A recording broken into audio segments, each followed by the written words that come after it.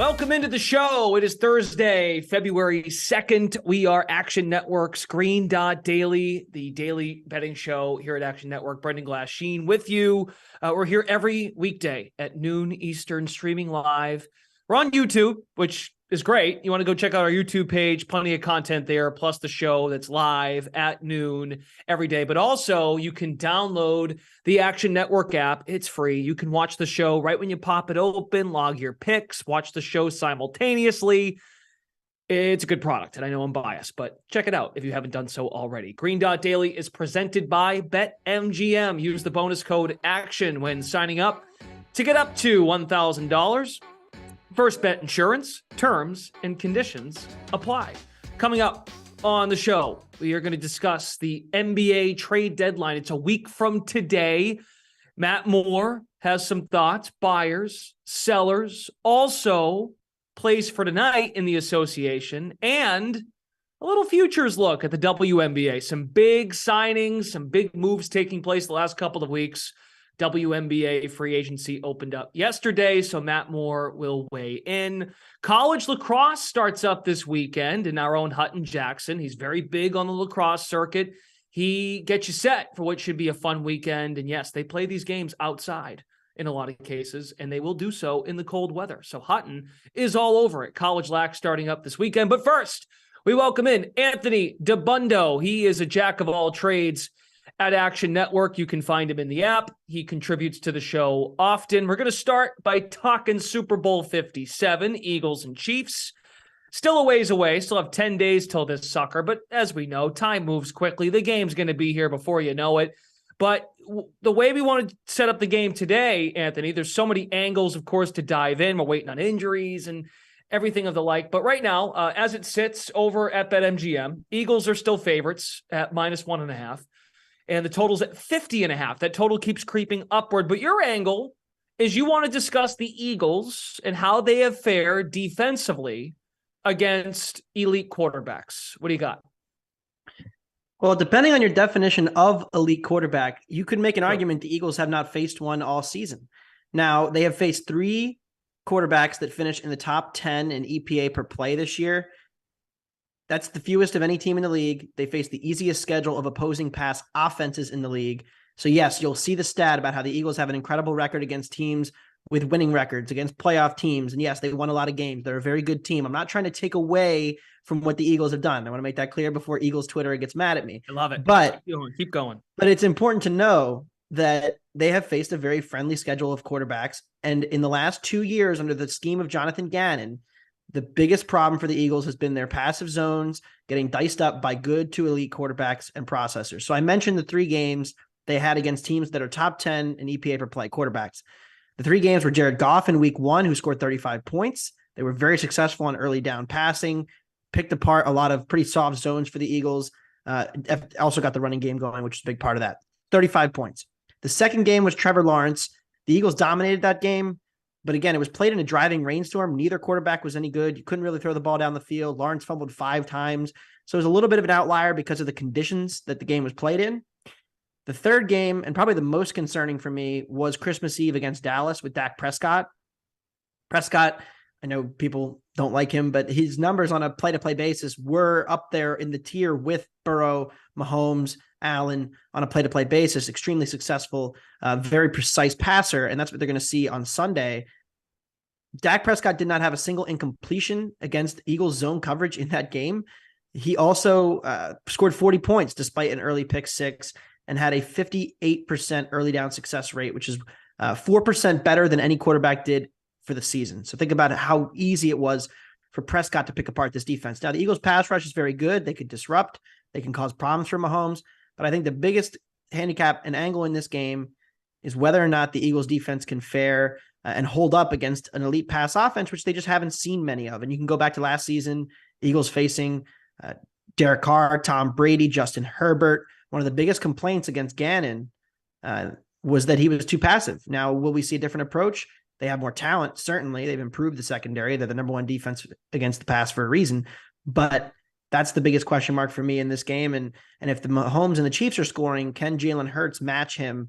Given that we've seen some concerns about his shoulder, I think it's an under-discussed point in the Super Bowl. So that leads you to believe the right side is the Chiefs. I do. I like the Chiefs. I bet the Chiefs. Any plus money number is fine. I think the market all season long, you can use implied ratings. I know Ben Baldwin does a good job putting out a chart every week based on the betting spreads. Here's what the implied market power ratings are for every team in the NFL. And all season long, the Chiefs and the Bills were power rated as the two best teams in the NFL. The Eagles never surpassed the Chiefs at any point. They were about 2 points worse heading into the playoffs based on those power ratings. And I don't think anything has changed except potentially injuries for the Chiefs' offensive weapons. We have to kind of wait and see what happens with some of those receivers, although I think they're all trending toward playing and Mahomes will be healthier.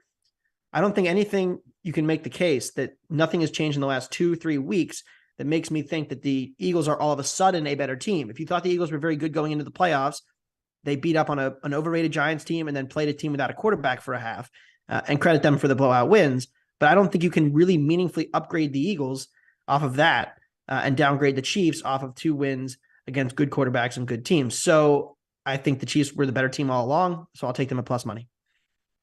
Okay, very good. I think it's very fair to call out. Now, again, that we're getting the Eagles in trouble for something they have yet to prove. And if they beat the Chiefs with, could be a hobbled receiving core for Patrick Mahomes and a hobbled quarterback in Patrick Mahomes himself that we know of already, then again, the other angle I think on this game that will be talked about, has been talked about at least early in the week, is I think Mahomes has more to gain from the time off than Jalen Hurts does. That's just how I look at it too. Okay, you're staying right here because we're going to move on to college basketball. You were on a play last night. So was our producer, Charlie DiSturco, who gave out the play yesterday on Green Dot Daily. Bad beat, folks. Villanova falls by 9. I know you got 9, DiSturco got 9, but the play on the show, which is what gets recorded in the app and what people care about, is what was on the show. The play was 6.5. A missed dunk with 3 seconds left, which was a breakaway, not quite a breakaway, but wide open right lane flush opportunity goes awry. And that would have made it a 7-point game. And of course, the dunk didn't go in. It was a missed dunk, very bad. 18-5 run in the final, 7:45 ends it. So for those of you that had Nova, sorry, but you did push your pick yesterday, and so did DiSturco. He pushed what he had played earlier in the day or later in the day because of the injury news, but the show pick did not hit. So a bad beat in college hoops. It happens this time of year. We're in February, month away from March when things get really interesting. You're going to go out west, a couple of late night games, and you're going to start with Santa Clara. You're going to ride Santa Clara going up against Gonzaga. Why?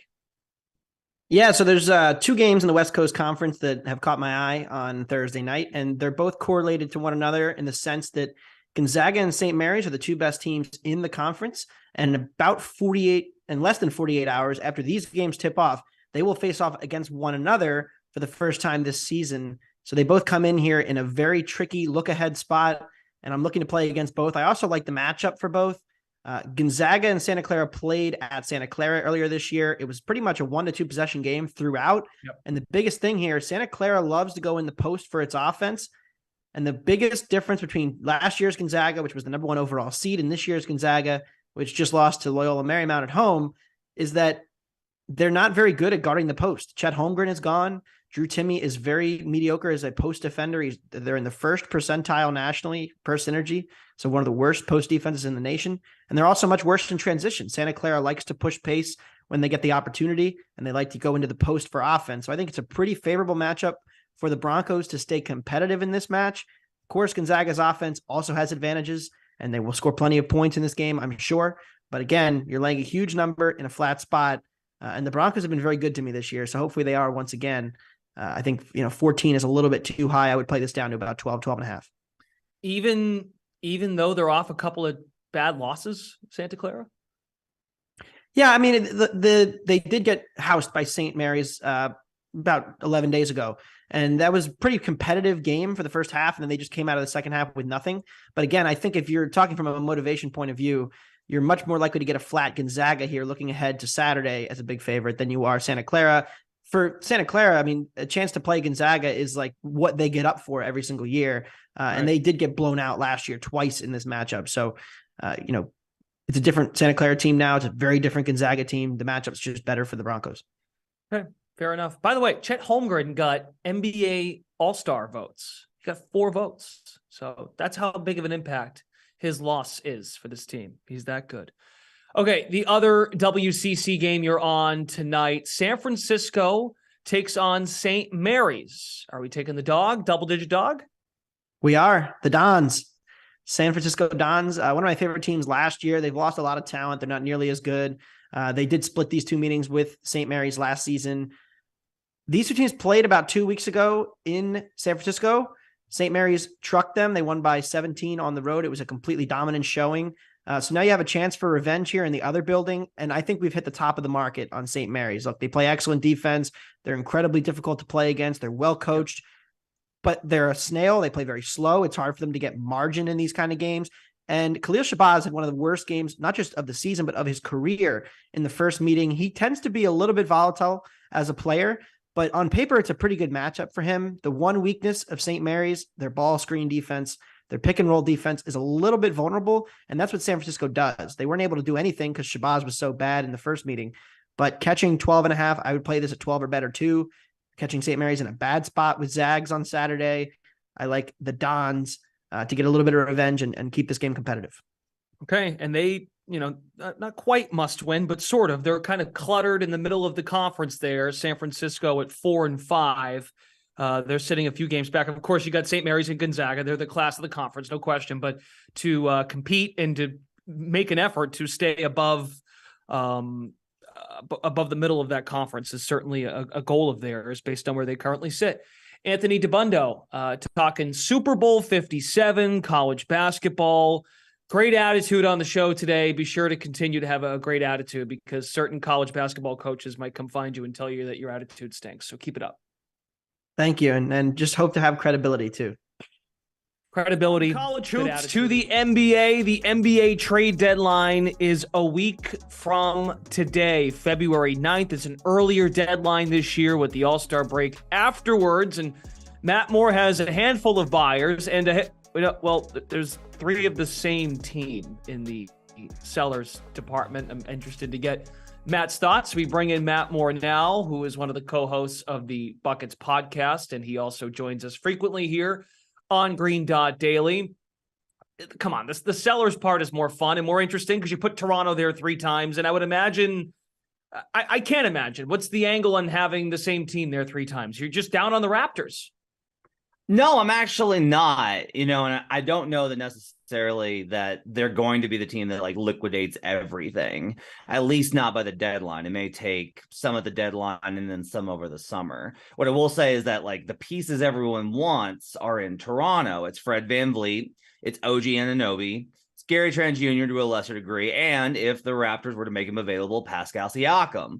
It's just that if we're looking around the league, the team that everyone knows has guys available that could actually provide other teams with a greater chance of winning the NBA title can be found in Toronto. The Raptors fell last night again. They're significantly now outside of an actual playoff spot, still with a chance of the play-in, but it's getting a little bit darker by the day. And so I think that if we really look at this, the big key here is that if the Raptors do anything, it's going to be right before the trade deadline. It's probably going to be the day of, that they will probably line up. They will take offers as late as possible. And then if the offers are within range of what they want, they'll go ahead and move those guys.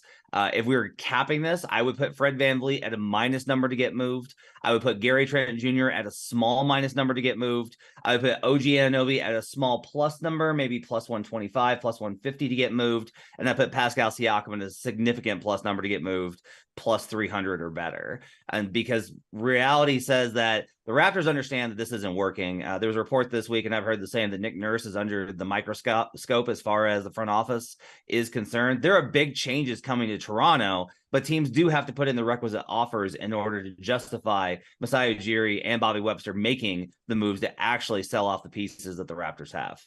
Those are some legitimate pieces too. So this reeks of, if they don't get the right offer, do they wait till the off season to make some of those changes? Of course, pending certain contracts there.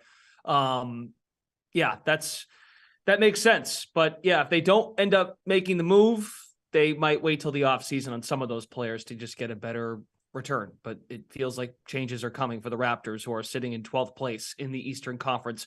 How about a handful of teams that you think might be buying a week from today or sooner? Number one team on this list has got to be the Phoenix Suns. Look, the Suns were involved in talks for Kevin Durant during that brief window when he was demanding a trade. They weren't able to get a deal done. The Nets held out and were able to keep him, and now things are looking pretty good for Brooklyn. But Phoenix hasn't stopped looking for these big type of moves. They're not looking for something small. Now, they may wind up doing something small because they've got to get a deal done with Jay Crowder. They've got to get that one out the door. And if no deal really materializes that's bigger, they'll go ahead and they'll move Crowder for what's likely going to be a pretty disappointing return for a player that started for them in the finals.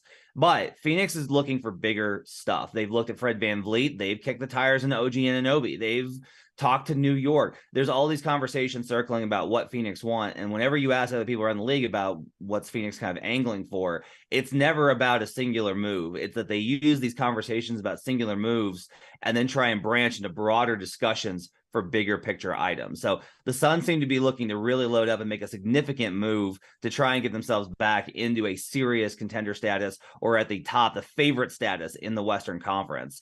The Blazers are another team with Damian Lillard. They're not going to be looking to rebuild. They're not looking to retool. Things haven't gone as well as they might have hoped. Now, I think the Blazers are a little bit better than the record indicates.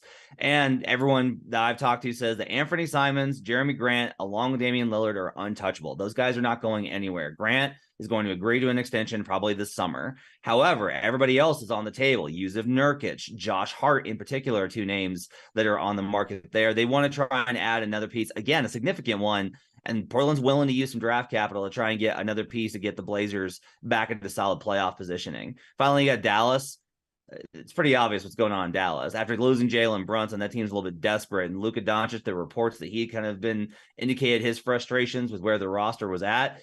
The question is going to be, do they try and add something in season, or do they try and make a move to clear cap space to go after someone in free agency?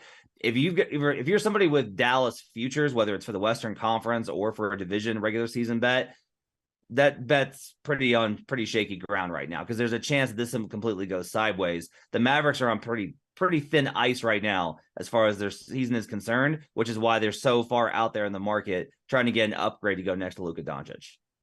Mavs do play tonight. We'll get to them in a moment. In terms of your picks for this evening, 7-game slate, 2 games on national TV, including the Cavs hosting the Memphis Grizzlies. Memphis played last night, fell to those Portland Trailblazers. Memphis on the road at Cleveland.